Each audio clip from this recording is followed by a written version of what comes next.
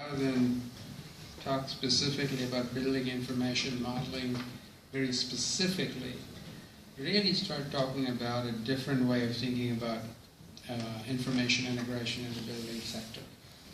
And if you went to some of the sessions over the last few days, I'm sure you've heard a lot about data and how it's going to be integrated with resilience, with sustainability, with information communications technology affecting all of construction.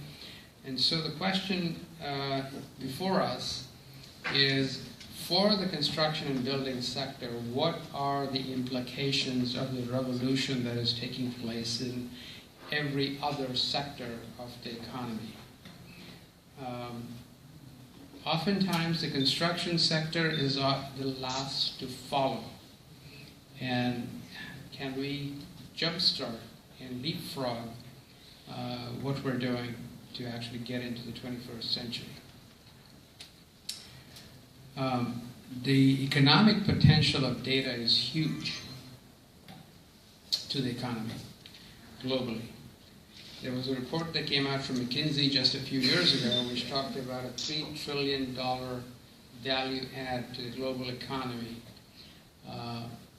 due to data being released in 7 different sectors of the economy, including the government being one of the sectors. There have been numerous private sector studies which have talked about the benefits of the Internet of Things and the industrial Internet, which talk about a value add in the next decade of $10 to $15 trillion. Huge amounts of value add. And if you just think about the disruption that the world economy is going through, and I suspect many people in this room, there are the benefits and there are, of course, the other aspects of this IT disruption that are affecting the job market, that are we going to have job growth, or is it only economic growth? The challenges of what you do when you do have this kind of disruption. How do you manage with dislocation in the employment base? There are a number of questions. But if we get stuck without getting the full economic growth, the larger pie enables you to create more jobs, is going to be a challenge. So everybody's talked about the Industrial Revolution. We all know this historical stuff. We know the cyber revolution, the internet revolution. We've all gone through that. But what we're going through now is the next revolution, and that's sometimes called the Industrial Internet Revolution, where we are combining cyber systems and physical systems and mashing these up into cyber-physical systems. And yesterday you heard why not we also have social systems being linked in. But in some ways we've actually tried to capture that here in this presentation within the cyber-physical systems framework. A number of drivers, technological drivers, as well as socio-economic, geopolitical, and demographic amplifiers. We've heard about the changing nature of work.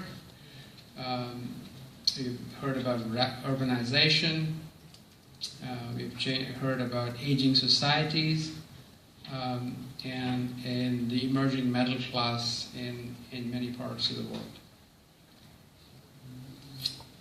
So what are cyber-physical systems? They're really convergence of technologies.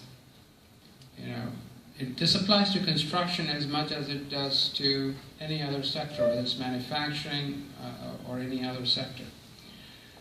Machines, facilities, infrastructure, fleets, and people are physical systems. Sensing, communications, information, data, monitoring, wireless analysis are all cyber systems. And so when you combine the two, what is made possible is a life cycle performance optimization or improvement. Huge amounts.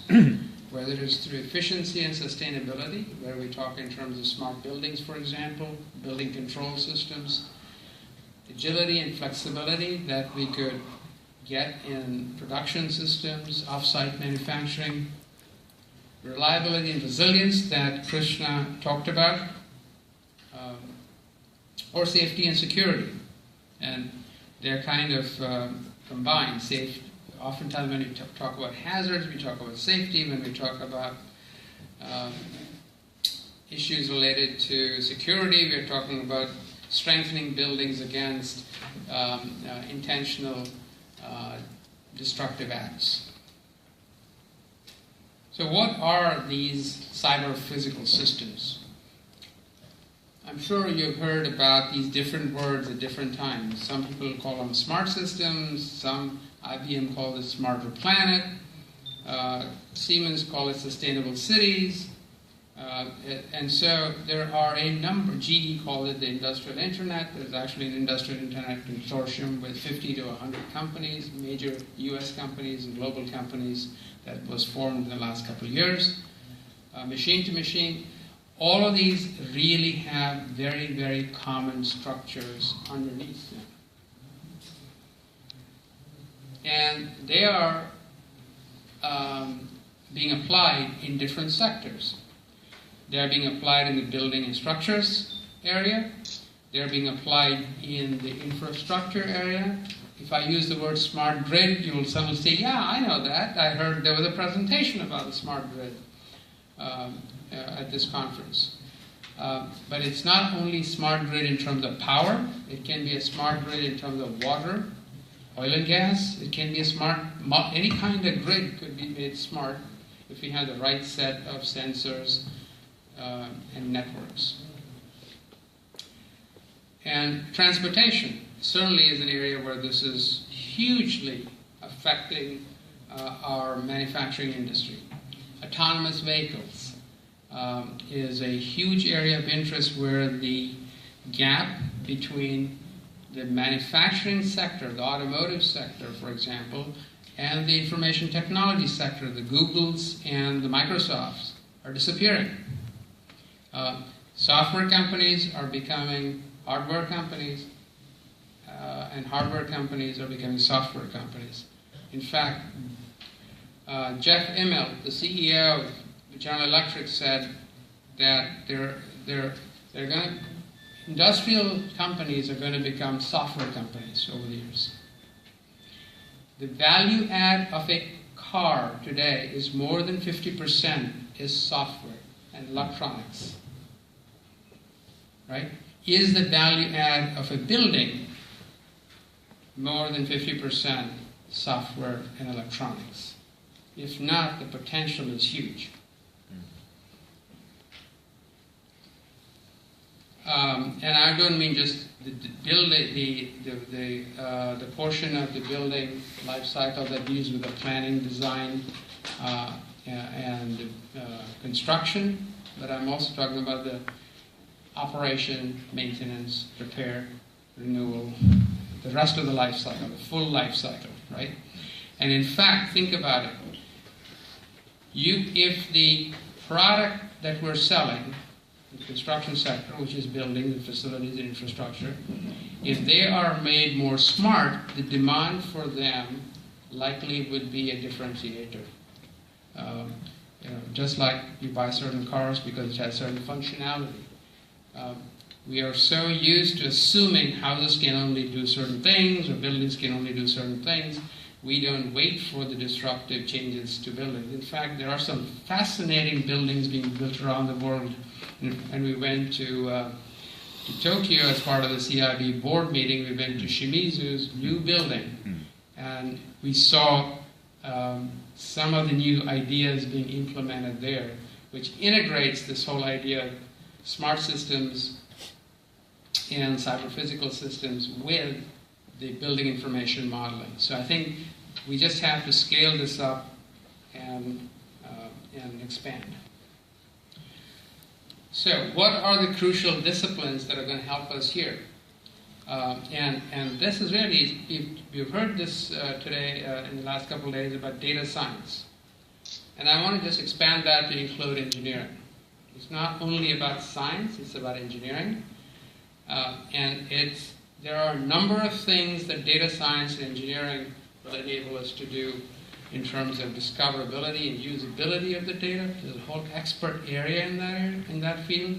Interoperability and standards are hugely challenging in terms of reference architectures, metadata, APIs, developer platforms. Think about it.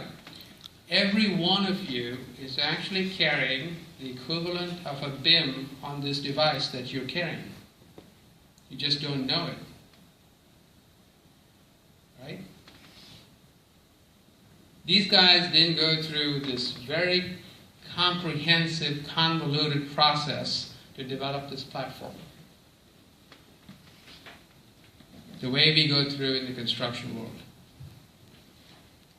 This is a platform in which there are hundreds of thousands of apps.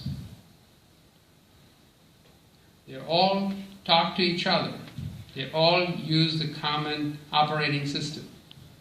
The operating system on which there are APIs, application programming interfaces, enable all the apps to interface with the platform. Think about it. Why can't we do this in construction? Right? So it's that kind of thinking we really need to bring into play. And of course, none of that is going to happen without a broadband infrastructure which allows us to, to support.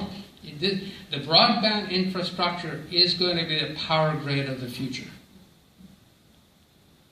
To get the $15 trillion of global GDP growth in the next 10 years, we're going to have a broadband infrastructure. And I don't mean only wires, it's wireless, all of the above. Satellites, all of the above.